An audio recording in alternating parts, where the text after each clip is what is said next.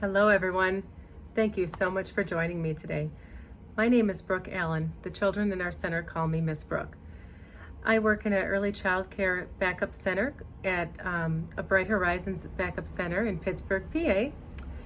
In our center, we service children age 0 through 13, but even though I mostly work in the school age room in our center and run the school age camps there and deal mostly with the school age children, I do have experience working with all of our age groups.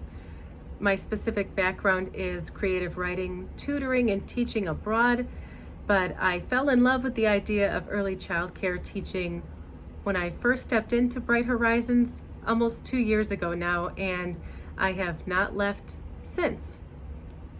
As an early child care teacher, I understand the importance of internet safety when it comes to the children in our care, and that is what I would like to talk to you about today.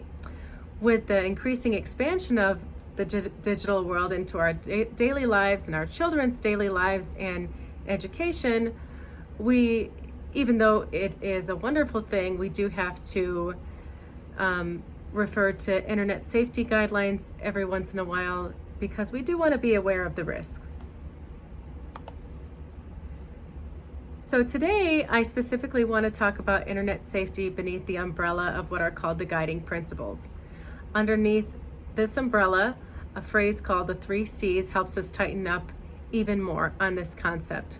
The 3 C's are as follows. Content refers to learning targets being met when the technology is used.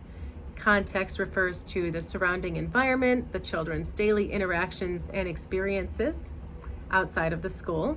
And the individual child refers to sort of the learning needs and social emotional, as well as creative needs of the individual child.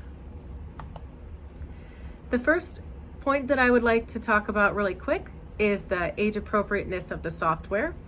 So the age range for most apps are of course labeled, so make sure that you read them before purchasing. Examples that a 5-year-old may use at home, to give a couple of examples, are things like Little Friends Dance, which encourages dancing through movement games. Super Stretch Yoga focuses on stretching through mirrored movements, and Go Noodle. For a teenager, Wii games that are age appropriate like Dance Dance Revolution might be good options, or Wii Play Motion. Parents, you'll want to make sure that you have a large, comfortable space where children can carry out the movements necessary in these games. Basement with a hard floor may be a good place to set up. This ties into our 3 C's that we talked about, again, because you're serving the individual learning needs of the child. For example, if you have a preschooler who really likes dancing, a great app to encourage that is the Little Friends app, for it encourages their individuality since it has stickers that they can use and they can sort of play around with the background and the choreography.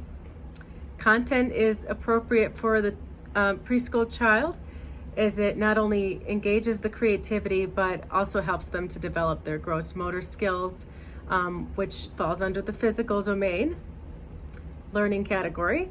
And it's also in context, since the children will need these skills outside of the home. The next point is we want to ensure that for young children's software, at least, we have included voice commands and pictures with the apps.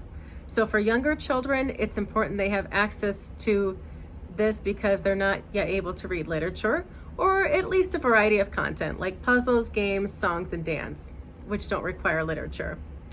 Some examples that I have are ABC Mouse. This is a common one that has puzzles, games, and songs.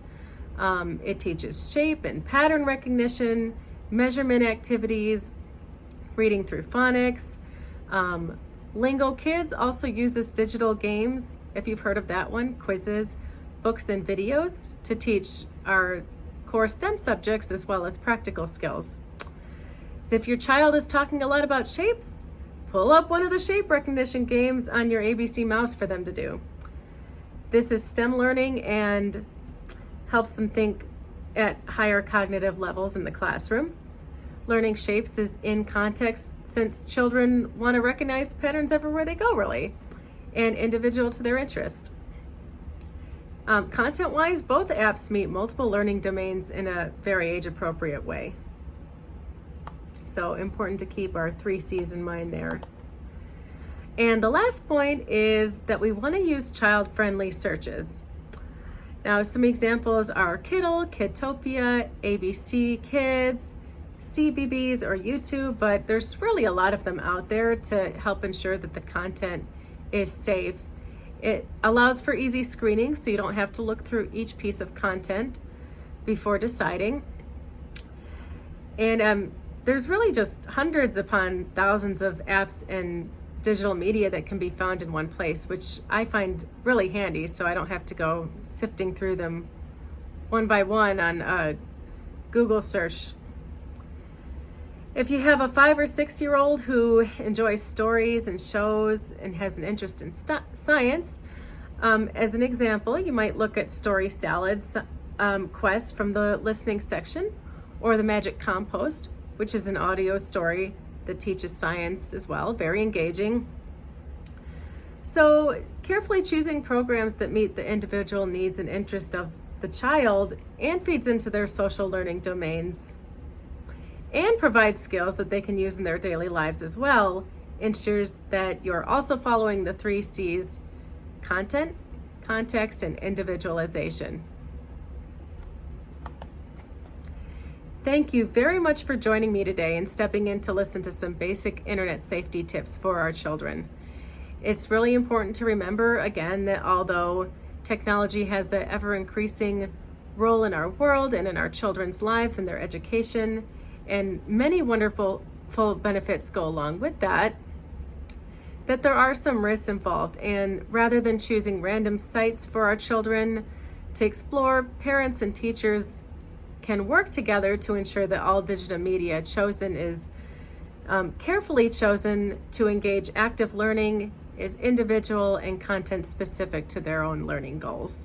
So it should be applicable to interactions that they have in the home, outside of the home, their play experiences, to ensure that they're getting the most from it. Thank you so much for joining me today. I will see you at home and in the classroom. Happy learning.